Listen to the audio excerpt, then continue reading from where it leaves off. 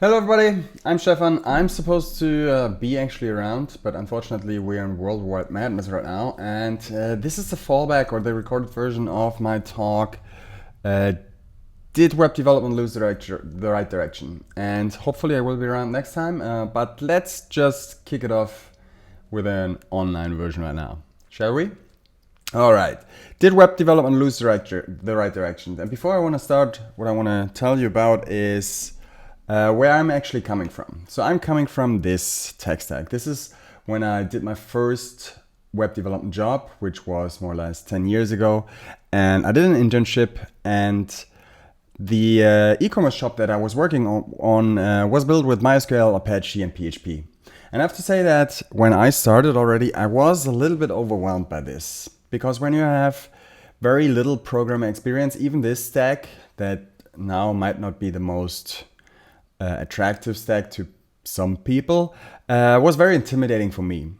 And then I had a look into the front end. What I found was that, first of all, there was prototype and jQuery. Right, more is always better. It was basically built using Magento, and then JavaScript frameworks started to rise. So Backbone.js was just coming up, so we sprinkled this one in. And what basically happened was that we added complexity over complexity over complexity, just step by step. It just happened slowly. But then at the same time, then projects or best practices like whyslow.org appeared. So the front end or the web community kind of figured that web performance is a thing, and that a lot of things that slow down web pages actually happen in the browser. So there were new custom best practices coming up. So I moved on, I tried to be a good web developer. Then I kicked off my first blog, which was for Waisenkinder.de. Me and I and 3 colleagues wanted to start blogging, so we did. And this was basically Jekyll site. Jekyll is based on Ruby. Ruby is great. Unfortunately, I don't know Ruby enough to feel very comfortable with running the Jekyll site, but it did the job. And then 5 years in or something, these two appeared, which was Gulp and Grunt. These kind of gave front-end engineers the way to build kind of sophisticated build pipelines that are a little bit more complex than just minifying and concatenating things. Then I started working on my first real single-page applications built with AngularJS. And on the side, I started playing around with React and Vue. And honestly, I can really say that I love technology and I love writing JavaScript. And what else do I love? I love writing about JavaScript. So what you see there is, for example, my private blog. I publish a few posts every month. I'm fairly happy with it. You see that the navigation is snappy. It's using a cutting-edge JavaScript framework. It looks good, feels good. Overall, I'm pretty happy. When I run this through Lighthouse, which is kind of the auditing or measurement tool that is included in Google Chrome, you see there that I have a 92 performance score, 1% accessibility, 93 best practices, because there is a console warning about some deprecated stuff, which I will hopefully remove soon, 1.0 points. So overall, this is a pretty decent green rating for my blog. When I go to Web Page Test, which is the service that gives you a tool to monitor and actually measure websites, you see that the speed index is around 1000, which basically means that the majority of the page is on first view on a fast cable connection available after a second. I think this is pretty good. On a repeat view, it's then 0.7 seconds, which is also a pretty good thing. When you move on and you go with a 3G connection, the speed index is roughly 4.3 seconds and 3 on a repeated view, which is still fairly good for not that great connection. The overall rule of thumb here is that if you have a score that is above 90% or 90 in Lighthouse, usually in the top 5% of performant websites. And I think that's a good thing to be in. And my site is also using all these new cool best practices, right? So all the assets, all the text assets are compressed and minified. I'm using differential loading for browsers that support ECMAScript modules and browsers that don't, using no module, using a custom font which uses a Unicode range and font display swap. Then I'm doing a lot of preloading, and of course everything is code splitted to have very tiny chunks and not kind of overwhelm the browser.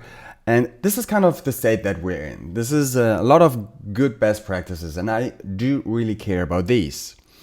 And then just a few weeks ago, this website was trending on Hacker News. So what you see there is a site that is 15 or 20 years old. And I have to say, this is not very pretty, but it is snappy and is extremely fast. And when you have a look there, it is still updated. And when you look under the hood of this site, you will find basically this markup. It's a lot of tables, a lot of attributes that are deprecated these days, a lot of GIFs, but it still works. And when you go then in Google Chrome or in an auditing tool, you will find that this site doesn't have great ratings overall, but it has a performance score of 100. And even my old blog from 6-7 years ago has a better performance score than my cutting edge site that I really spent time working on every now and then up to this day. So I went over to web page test. So what you can do in web page test 2 is you can go to /video and you can pump or enter 3 sites and you can get a video like this. And here you see that really my cutting edge 2020 website is the slowest performing site. And I'm not sure how I feel about this. So you could now say, yeah, Stefan, maybe you just implemented your site very, very poorly. And even though you pretend to do good or to use best practices, maybe you just messed it up. And honestly, I think that could be. But let's just have a look on why these ratings are so differently. So when we look at the 3 sites, you see that the overall page rate of my site is the highest one, with 340K. The index file that I'm shipping is also way, way bigger than the others. CSS resources more or less the same. Then we have JavaScript resources. For my little site, I ship 22 JavaScript resources that are also preloaded, but it's still 22 resources. I don't have images on my site. There are some inlined SVGs that are not there, and I'm ignoring tracking pixel here. So I have the slowest speed index on an LTE connection, and I have the lowest Lighthouse performance score. So how could this be? So when we look at my Lighthouse performance score, you see there that I'm fairly good in the first contentful paint and the speed index, first meaningful paint. But the 3 things that matter a lot, or 3 things that are actually mattering too, is the first CPU idle time, time to interactive, and estimated input latency. And what you see there is kind of the measures that a Lighthouse uses to give you a performance score. And you see there that the time to interactive counts 5 times. And why is that? Because this gives us an idea on how busy the main thread is. And JavaScript, when you ship a lot of JavaScript, basically what you do, you're blocking the main thread. The browser tab is single threaded, and JavaScript has a direct impact on user experience. And when you have a look, for example, at these kind of things, even if you ship a lot of HTML initially, when you ship a lot of JavaScript and you're on a low running device, you can tap things and you won't see anything because the browser is just busy parsing and executing the JavaScript that you ship around and that you send down to the browser. And this is not a good experience. And frameworks play a big, big role in this. So for example, Netflix, outside of their logged in area, found out that they shipped server-side React and they also shipped client-side React. And they had a look on why things are taking so long. The reason was that they shipped the framework, they shipped Lodash, and they shipped a lot of JavaScript components that could have been built with a little bit of vanilla JavaScript instead of shipping a whole framework. So what happened is that they cut out the client-side React and Lodash. They went with a little bit of vanilla JavaScript, which could be toggling some display none and display blocks, or maybe adding some things to the DOM. And they found that they could cut the time to interactive by 50%. And this kind of raises the question if they used the right tool in the first place, right? And when you think of these kind of things, you always have to remember that 150 kilobyte, for example, of an image are not comparable to 150 kilobyte of gzip JavaScript. JavaScript has to be downloaded, parsed, and executed in a single threaded environment. Page weight is not equal page weight. You always have to kind of think of what you're shipping down. So, and if you remember, I was shipping a 340 kilobyte index file for roughly 400 words on my site. So what is in there? And I now ask myself the question, but also people on Twitter asked me that question.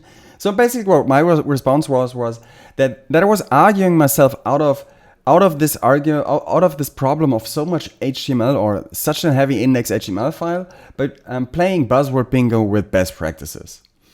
And basically what I told was that it's great because it's fast and it's still lighter than the rest of the internet, right? It had a green lighter score. It's still in the top 5%.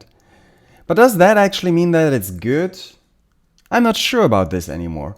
And basically what I did, or what I believed in this argument is that, well, actually all this doesn't matter that much because I'm really digging the tech stack. So when I now have a look at what is actually to this day inside of my website, you will find out this big block here. So it's a typical inline data block that returns all the data that was used to render the HTML. This is used for hydration of a JavaScript framework because the JavaScript framework has to know what data was used to render the HTML. And it turned out that past me decided to inline and preload 22 articles that are listed on the index blog page. And thinking about this, I have an average session length of 1.17 pages. Why does a person need to load 22 articles, like complete articles on index, for better performance? I don't think that was the best approach. But you could now say that making a very fast website is extremely hard. But I want to question that a little bit. And my friend Phil from Netlify, he does basically this. He deploys he's kind of the vanilla kind of guy. He deploys and develops a lot of HTML pure websites. And then a lot of people show up and it's like, hey Phil, how do you make them fast? And his response usually is that, well, I'm just not adding anything that makes it slow. And this is mainly referring to JavaScript. And then a few months ago, I was building this side project. So what you see there is tinyhelpers.dev. It is basically a resource collection. It's basically a resource collection of little web development online tools. And it has a full score on performance, accessibility, and best practices. It has time to interactive on a 3G connection of 1.4 seconds. This site is fast. And it really ships HTML only. Which is not completely true. It ships a little bit of inline JavaScript. So 2 years ago, I was giving a talk about the front-end development stack in 2018, and I said that every website is a web app and every web app is a website. And today, I couldn't disagree more with past me. Because where's the user's benefit of such overhead? And kind of shipping universal JavaScript apps is a kind of common best practice these days. So where we're coming from was static HTML with a little bit of third-party and main JavaScript. And we exchanged that with loading several bundles and inlining the data that is needed to then be used in the JavaScript scope. This is the same code that runs on the server and on the client. Which is cool by itself, right? You can reuse code. But this also means that your content is in HTML and the same content will then be in JavaScript. This is doubling down on the data that you ship. And I really want to question all of you if this is really the best way for the user. This architecture, though, does one thing. It offers doors and open doors to progressive enhancement, right? So in case you don't know the term progressive enhancement, the idea is that you have a base functionality when you think of some stairs. These just work, and that you then can enrich them with a better experience with some additional technology. So basically, this usually refers to shipping some HTML and then enriching it with some JavaScript. This is the big advantage that if the enhancement fails for some reason, it still works. And the stairs and escalator example is a quite common one. And I want to ask you one question though. How often do you see this? And I see it more often than I want to.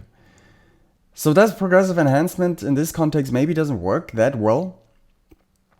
So a few years ago, I was building this site here. What you see there, Perf Tooling Today, it's another list of resources. And what you see there is basically, it's a JavaScript and search that is reflected in the URL. And when you refresh it, basically, server renders the same result. So you have a snappy experience right in the client when you interact with the search box. You get a URL that you can share. And then you have a submittable form. So even when the JavaScript is failing or is not there yet, this form still works by pressing enter and submitting it. And I hear you. Nobody really has JavaScript disabled. Which is not really true. So when you are shipping a big website on scale, you will find out that a lot of JavaScript will just time out for reasons. So for example, when you're BuzzFeed, they found out that 13 million requests for JavaScript will just time out. Because there's the unknown of the network in between. And the sentence that we don't have non-JavaScript users is purely false. Because every user is a non-JavaScript user while the JavaScript is downloading. And what I would love to see is more experiences like this. So when you go, for example, to github.com and you want to post a comment, this is basically super cool. They have one endpoint that is test issue comments, and you can do an old school form submit with a post to it, or you can do an AJAX submit to it. Whatever happens, this just works. And even the navigation in the issue or in the project settings, these are not some fancy single page application links. These are 5 old school HTML links that do a page refresh when you click on them. And I have to say that I'm very happy with GitHub's experience. This is a good site that just works. So they decided to not go with this JavaScript-driven architecture. But when we look around and see what it could open up in terms of progressive enhancement, what will we find outside in the wild that people actually do with this JavaScript and enrich the sites that are built with JavaScript? So I had a look at reactjs.org. I think React is a very nice software. So this is just an example that I found. So when you go to reactjs.org and visit the site with a fast 3G connection, you will see that it loads fairly fast. And when you navigate, it is fairly snappy. I have to say that. So when you now go to reactjs.org and you disable JavaScript, the experience initially is maybe a little bit faster. And when you click the links, I would say that the experience is also still pretty decent. So when we compare these two on initial weight, reactjs.org with JavaScript loads 527K of stuff, whereas the without JavaScript version loads 40K. And after 4 navigations, there's not much stuff happening on the JavaScript version because most of the stuff is already loaded. But still, after 4 navigations, the version without JavaScript is only at 200K in total. And it felt the same. So what was the enrichment here? What a kind of gives the right here, or is the reason to ship that much more for the same experience? And I don't want to pick on React or any developer that does that right now, because I'm guilty of that too. I don't have much interactivity in my site. I'm shipping a bunch of JavaScript though to have a little bit of page transitions going from one route to the other. So does this architecture actually improve user experiences? And are developers using it to improve anything for their visitors? I'm not sure about this. What I'm sure about though is, for example, that it's harming user experience. If I would have gone to Kiev right now, this would have been the SMS that I would have received from my mobile provider. And basically what's telling me is that I get 6 megabytes for €2, but I have to use them in 24 hours. If I now have to load 1.5 meg of resources to load a single website, I do care about this. If the taxi site that I want to open to get a phone number is heavy and I'm running against my budget, I do care about this.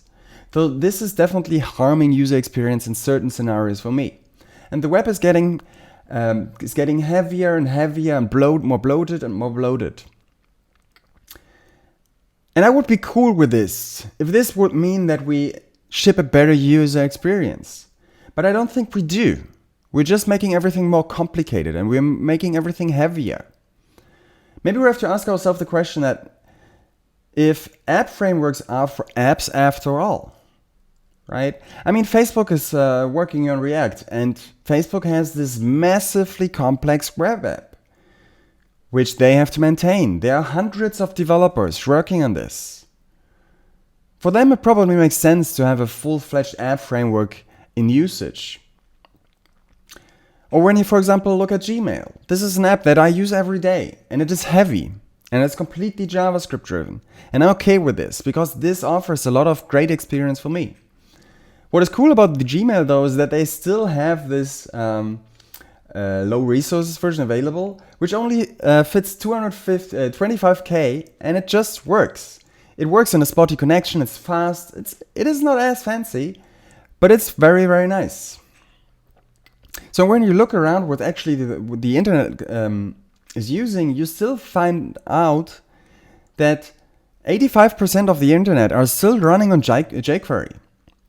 And even all in the JavaScript ecosystem, everybody's very vocal about React, Vue, and Angular, and all, whatever framework is coming next. It turns out that only 5% are actually using React.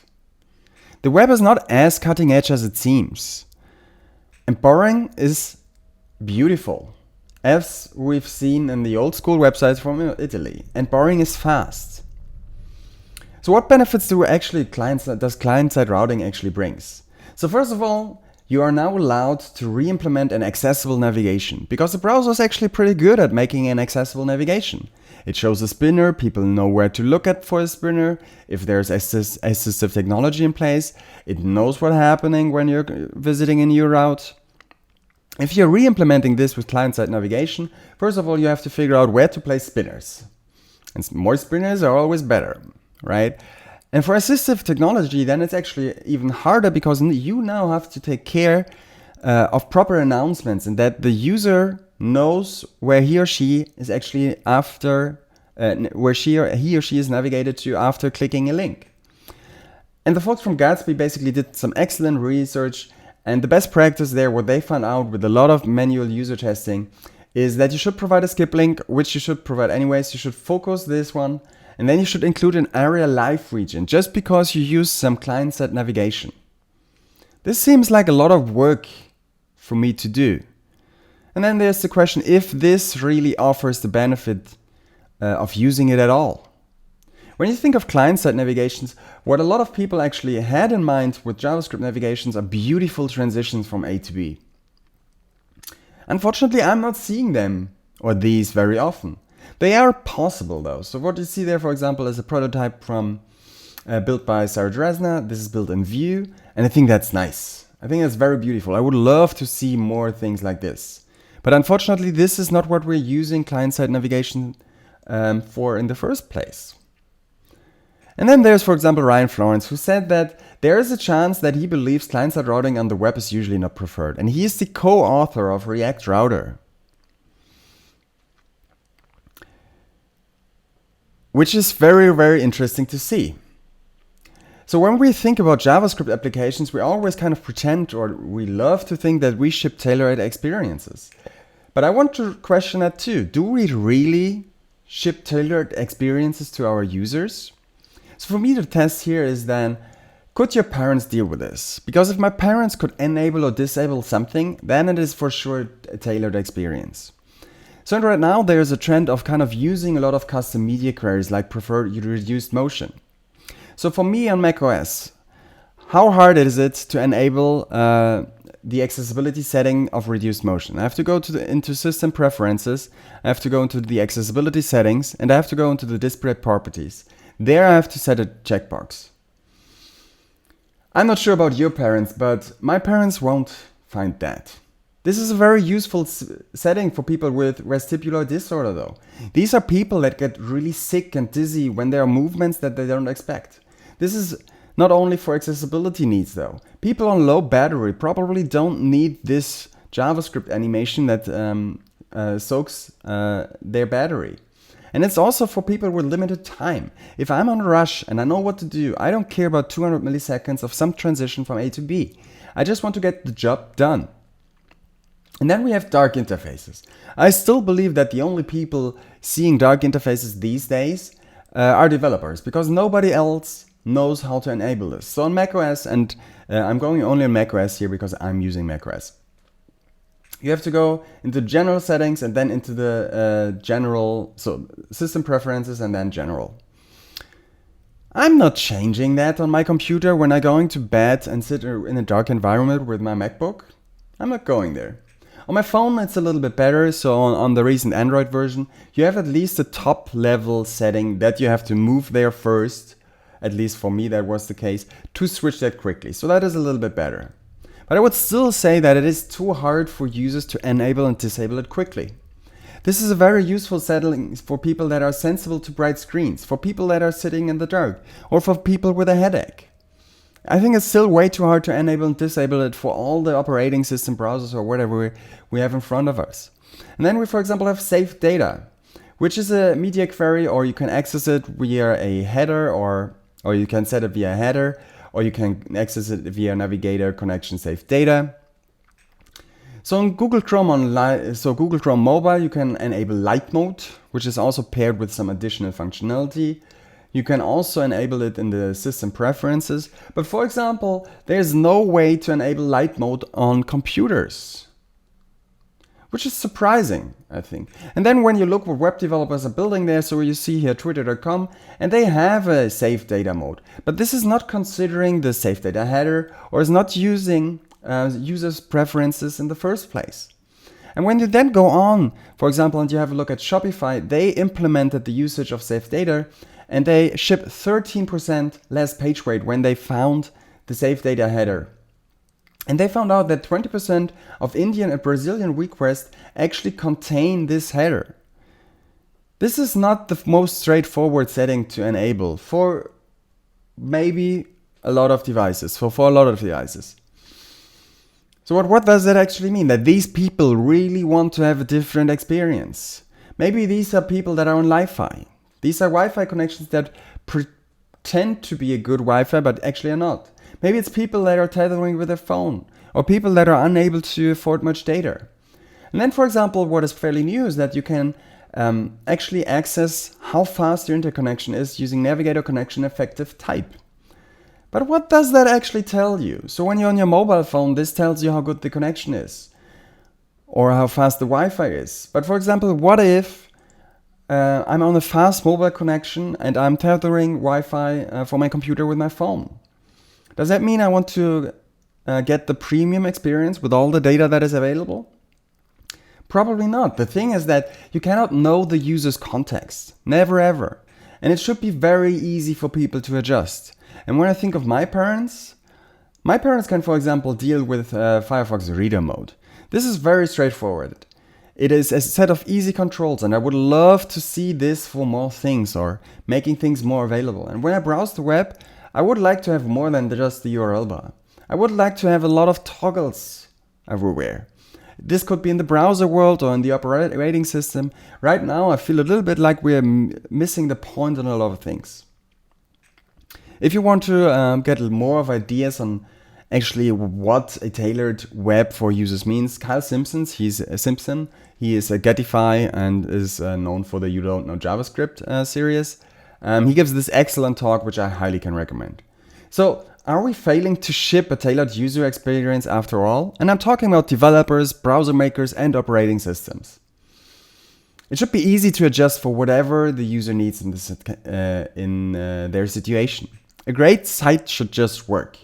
And to make a site just working, we have to think of the foundation of the internet, which is basically HTML, CSS, and JavaScript. And when you do this, what you always have to remember is that a great site doesn't have to be built with a React, Vue, or Angular, or whatever is currently trending on Hacker News and in the front-end ecosystem. What you have to think about is that it always depends on the job. So when someone is asking you, hey, I need a new site, what should I use? You shouldn't answer that you should use Framework X with server-side rendering and offline strategy because everything needs to be a progressive web app and it has to run on the edge. The answer should be, it depends. What's your use case? A great site can be built with React, Vue, and Angular. It doesn't have to be though. A great site is accessible, fast, and secure. And to kind of make this happen, you have to know the foundation of the internet, which is HTML, CSS, and JavaScript. And when I talk about HTML, for example, what I see a lot of times is that there are people that are thinking of HTML that it's just HTML. Let me tell you something. HTML defines over 100 different elements. Writing clean HTML, semantically correct, is a craft. Additionally, HTML defines 22 input types. Do you know any of these? These give a better experience on mobile devices or on your browser environment. These are constantly improving. HTML, knowing which HTML elements to use when, is a very, very crucial skill for building great websites. Just recently, Chris Coyer from CSS Tricks published an article which showed the differences of links versus buttons. This is 4,000 words long for something that might be obvious for a lot of people. But I see a lot of people that don't know the difference here.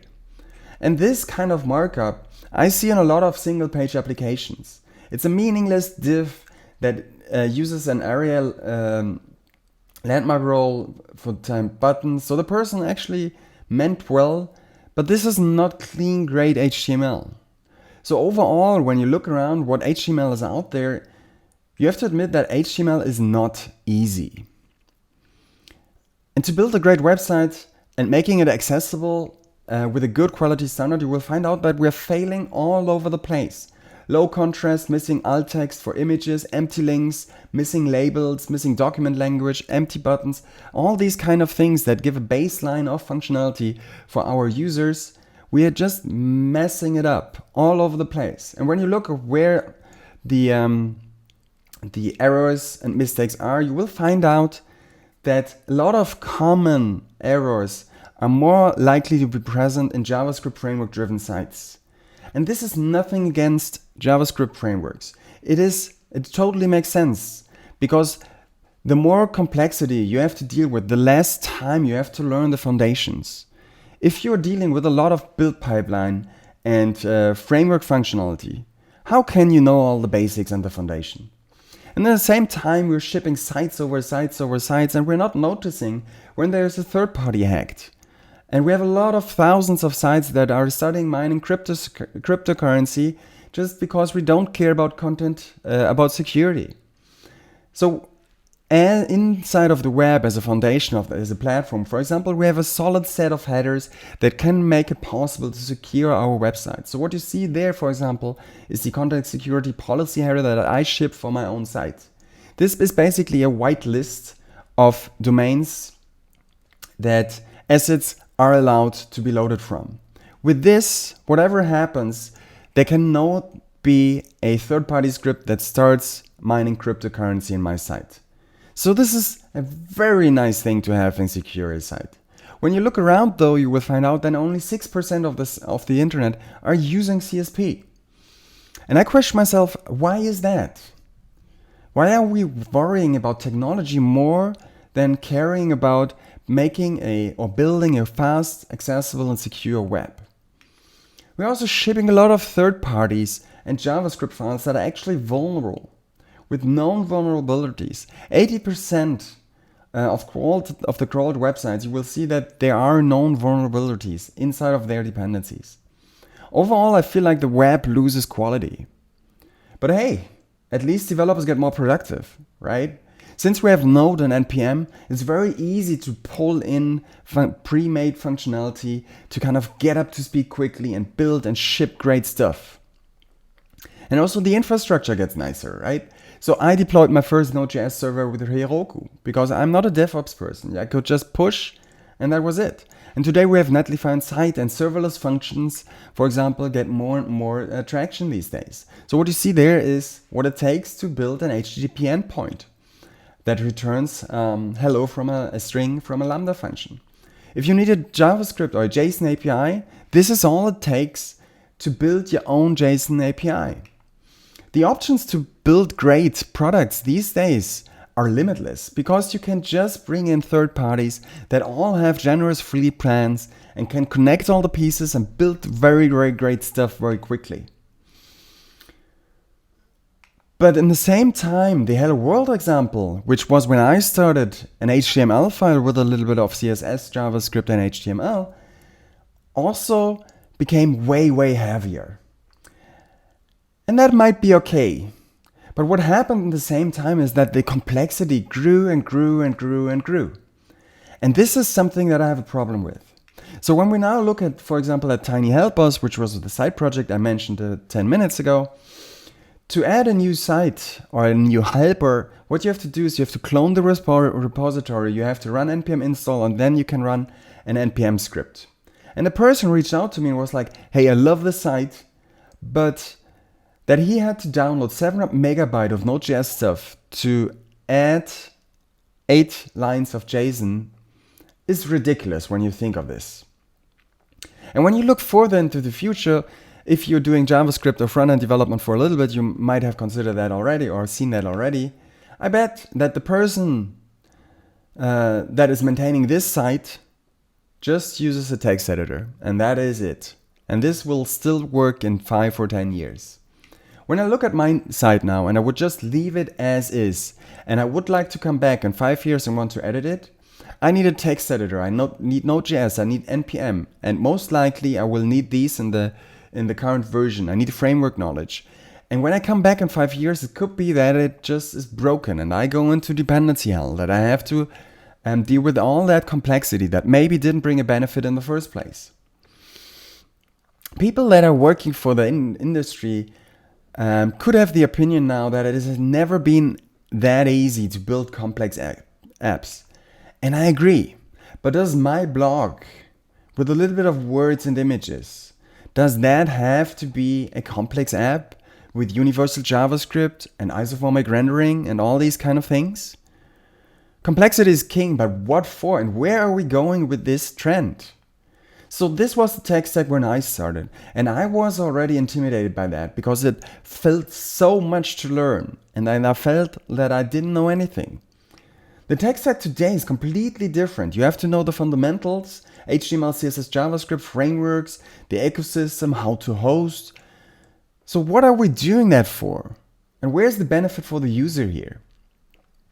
So when I developed Tiny Helpers, I also went initially with a Preact version, which is lightweight React. I did server-side rendering. I used hooks, of course, a custom rendering. I wrote a tiny router. And then at some point I just dropped it. And I went with static HTML. And Jason Miller, basically, he's the maintainer or the author of Preact. He basically said, Stefan, you're right. In that case, a JavaScript framework doesn't make much sense. And ideally, at some point, we reach the state where the tooling that we have figures out when to use a lot of JavaScript and when it does make sense. So what I used then at some point was 16 line of custom handwritten JavaScript that I inlined in the head. And this gave a lot of nice experience. So thinking about what Jason said, maybe one day we will have good enough abstractions. But today I still think that it is very crucial to know the web fundamentals to create the best user experience out there. And you always have to remember that we are shaping tomorrow's job market based on the technology choices we make today. When you ship more and more single-page applications today, this is what people have to deal with tomorrow. And I would love to believe that my job as a web developer today is to build beautiful websites and experiences. But unfortunately, that's not the case. As a web developer today, I have to decide what tools to use, what frameworks to use, what to prioritize, and what is the best way to maintain a project. It just got overly complicated. And you see the first people that are dealing with this, and are working in the industry, that we are losing kind of track on how the internet works.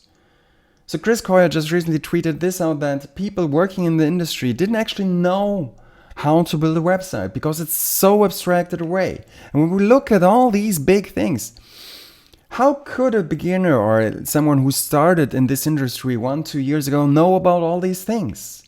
It feels like we're going more and more into a big split. There are two kind of web developers. There are the web developers that care about GraphQL, React, style components, Webpack. And then there are maybe UX developers that care about interaction design, maybe a little bit of CSS, maybe accessibility is in there.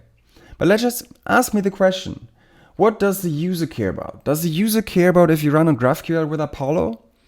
I bet not. Your users don't care about your technical implementation. It is just like it is. So when we build for the web, very often I see that we consider developer experience to be very crucial to do our job. But at the end, it is our job. And our job is not to build a great or to have a great developer experience. Our job is to build a great user experience. This is what we're paid for. So overall, I think, or I have to say that I love shiny tools and I really love writing JavaScript. But I want to question you and I want to ask you if it is maybe time to take a step back. And maybe we should start considering the right tools for the best user experience instead of considering the right tools for our happiness. I love this statement or the sentence from Alex Russell. He works for Google. He says that he's kind of part of the anti-JavaScript JavaScript club. And I consider myself to be in that club too. I love JavaScript, but maybe it's not the best choice for the job most of the time. And maybe we should focus on building sites that just work and worry less about the technology behind these. And that's all I have to say. Thank you very much. And I went on to 40 minutes. So if you have questions, you can just shoot me in Twitter DM or something. I'm happy to answer question. Thank you. Thank you a lot for having me.